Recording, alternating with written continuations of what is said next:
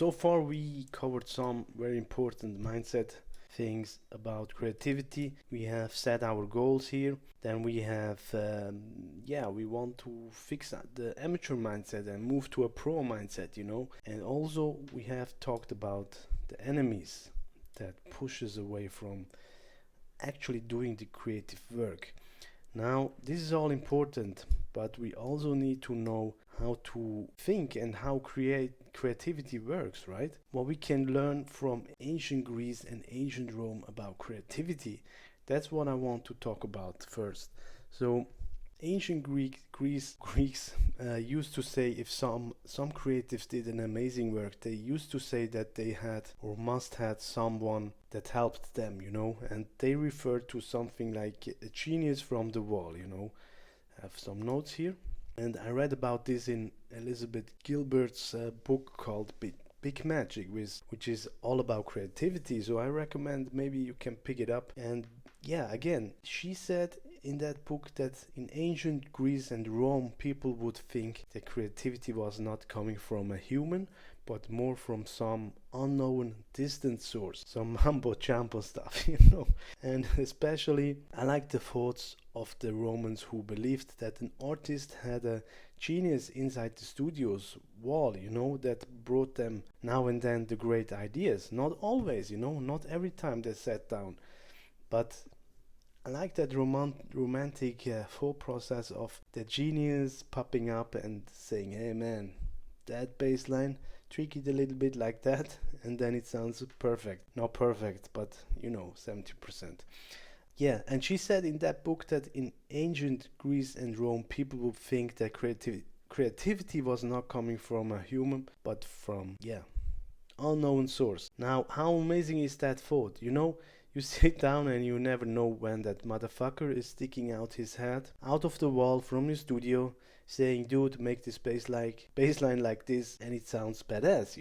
And yes, it sounds a bit creepy, but you get the idea, hopefully. Personally, I like to think about it even more crazy, like he would reward me if he just sees me working and seeing me putting in the work. It's a little bit a paranoid thought process if I just think about it, but it helped me. It helped me to take away the pressure. So I'm not basically in charge. Somehow I am, of course, because I need to sit down. And again, this is a weird thought process, but as long as it helps, why not think that way, that the ideas and creativity comes from some unknown force. Maybe you think completely different, but if you have never thought about such a thing, I recommend thinking about ideas floating around somewhere in the air, and you now and then some ideas come in front of your face, and then you have the ability to catch it, manifest it into music or not, or you just leave it. And the more often we sit down, the more often we increase the chance that the genius from the wall actually showing up, putting some nice ideas in front of us, and is actually helping us. If we just sit down every Saturday, 2 hours, there is still the chance that he now and then pops up. But if we sit down more often, even in shorter chunks, we can, in my opinion and in my experience, increase the chance that we get and receive better ideas, more often. Now let's talk actually about how creativity doesn't work. Creativity, again, if we think about that dude sticking his head out of the wall, he doesn't like to be pressured or forced. He's a really, he's like a little child. You don't want to annoy him with pressure and say, "You motherfucker, come out of the wall." This is really weird, strange, right? But yeah, creativity in essence is random, and that's the most important thing you might need to think about creativity. We can't control it. Sometimes it happens. Sometimes you probably discovered that by yourself. Sometimes your ideas just floating around and everything falls in its place by magic, almost by itself. And then there are other days where things just don't work. And that's where this magic is not around. But it's okay, We don't put pressure on it because we know tomorrow is a new day and we get the chance again to sit down, and maybe that genius is showing up tomorrow or maybe the day after and so on, you know. So it's a never ending story, but we just try and put in the work constantly, and there is no other way than just getting good ideas. Then we have how to think about creativity. Again, I like to think like the Rome's, the ancient Greeks, and yeah, people in the ancient Rome, you know, genius from the wall. Again, we never know when this creep is showing up and standing in our studio. And again, we can put in the work. That's on us, you know. We can sit down every day and put in the work. That's in our control. But what is not in our control is creativity itself. If it shows up, if it puts great ideas into our head or not, you know. Yeah, we can't just say, okay, now I have a good idea. There must be a good idea coming up. It's not happened that way, you know. And actually, the best ideas I found actually come when I'm not always, but oftentimes they come just when I'm away from my DAW, you know. If I do some low information work like doing the dishes, cleaning, taking a shower, yeah, what else is there? Riding the bike, maybe doing some sports, you know, and so on. That are poison for our creativity or your creativity. Number one, comparing yourself or your tracks to others. And in opposite, the better approach is compare against you. Compare your tracks, your skill set that you write today with the tracks that you've written 2 months ago, and you will actually see how you grew, you know? You hear the difference. Don't compare yourself. If you just started out and you compare yourself with someone that has finished 1,000 tracks, that's a very unfair comparison, you know? But if you compare yourself against yourself, that's where you see the positive effects of putting in the work day in and day out, because you will hear the difference, you know. Second thing is being in a rush, you know. Becoming a prolific track finisher takes up time. Think in years and not in weeks or months, you know. But I can guarantee you, if you follow the steps in this course, in this program, you will get there. I promise you, honestly. Why do I know? Because I did it by myself and with the minimum amount of time. And again, I have 2 kids. Just to note, if I can do that, man, you can do it 10 times, you know. That's my point here. And again, all you need to do is to put in the work day in and day out, and time is your friend, not your enemy. Again, we need to finish as many tracks as we can, you know. And the next thing is pressure and forcing creativity. Again, this goes back to what I said here. We can't just say, yeah, okay, now I need to have a good idea. It just doesn't work like that. It's randomly, you know. Same goes with having expectations. That's poison, you know. You can't expect that you have a good idea in 2 day session. It either happens or it doesn't. And don't get mad if it doesn't happen. You can be sure that it happens tomorrow or maybe the day after, because you know you sit down tomorrow again. You are safe, you know. You increase the chance, as I said. Then again, judging yourself and your art, you know, you maybe say, okay, yeah, that's a shit track. Again, this is coming back to something that we already talked about. You can't judge. To a certain degree, you can, yes. If it's not, if it's completely out of your quality standards, then you can judge maybe. But you know, at the end, the listener is the judge, you know. He can judge if it's a good track or a bad track, if he likes it or if it doesn't. And it's not it's not in your control again. But what you can control is sitting down day in and day out, making the work, being creative, how to think about creativity, and so on.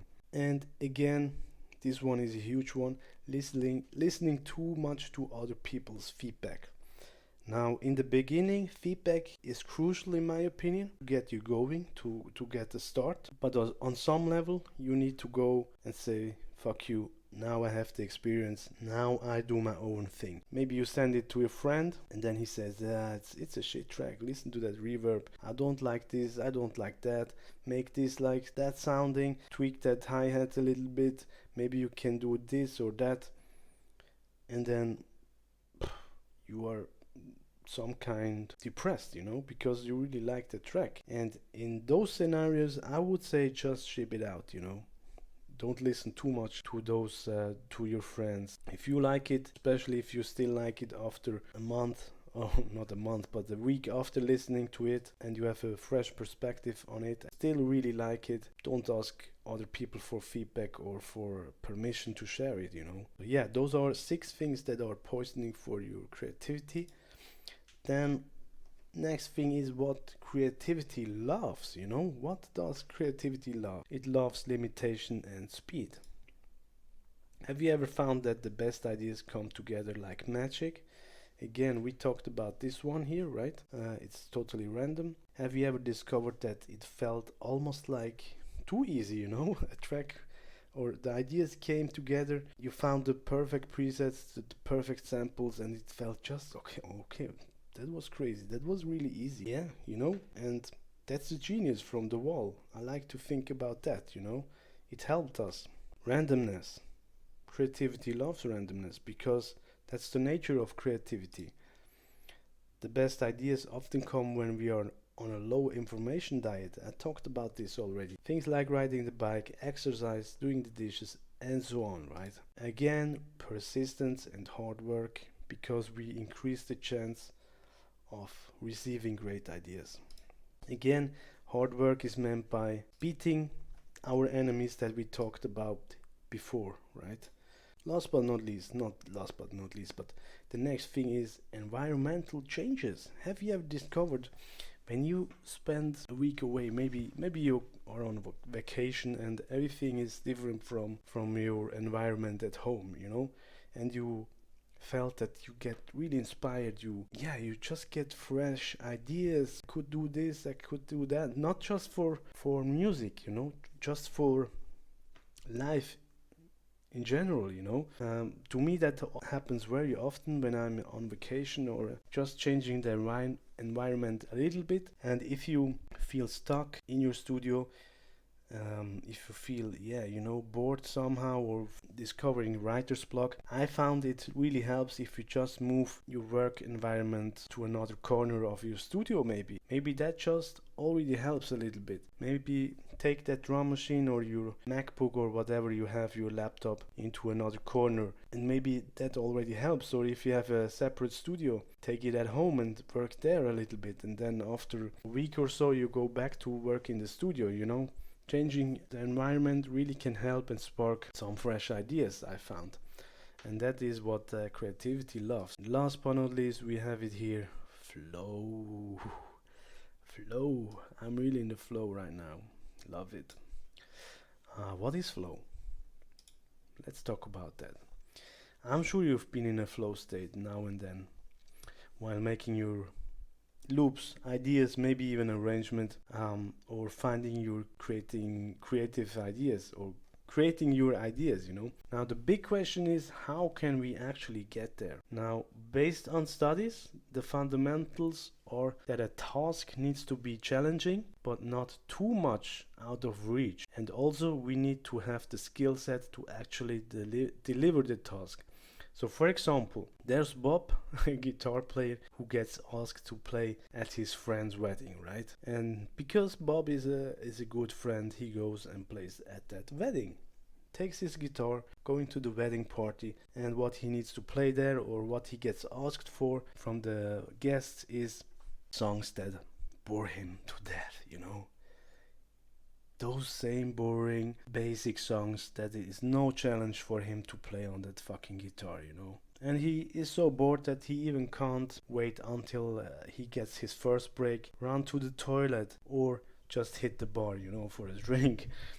And yeah, that was really boring for him. 2 days later, another musician friend from Bob calls him, saying, "Hey man, we have a jam session in our studio. We have some funk freestyle jam session with the drummer, with some other musicians. Take your guitar, bring it to me, and then we simply jam around just for fun." Now, because he's never done that, he feels challenged but not overwhelmed, because he knows how to how to play the guitar, right? That is not the barrier. And after the session, he feels like the time flew just by, and he felt lots of enjoyment after the session, right? So what really is important to get into the flow state is the skill set. The skill set needs to be there. So you need to feel comfortable using Ableton, for example, or a certain tool. You don't want to always reach for the manual.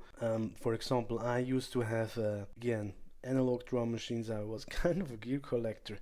I bought some vintage drum machines, Jomox, X-Bass and whatnot. And the problem with those machines has always been synchronization to Ableton. It was such a pain, man. And then the double button thing, you know, you need to stretch your fingers, reach that button, and then another one, and then another one to actually get to that function, you know. For me, that was a pain in the ass. I love simple things, one button, and then let's jam, have fun, you know. And that gets you easier into the flow state. Again, to sum this up, what is flow? Task needs to be challenging but not overwhelming. And second, the skill set needs to be there already. So you don't want to always check the manual or whatever for the gear or for the tool that you actually want the task to do to fulfill the task. So yeah, that's how creativity works, how to think about creativity. A little bit. I hope this gave you maybe some inspiration how to actually think about creativity and adapt it closer to a pro mindset, you know.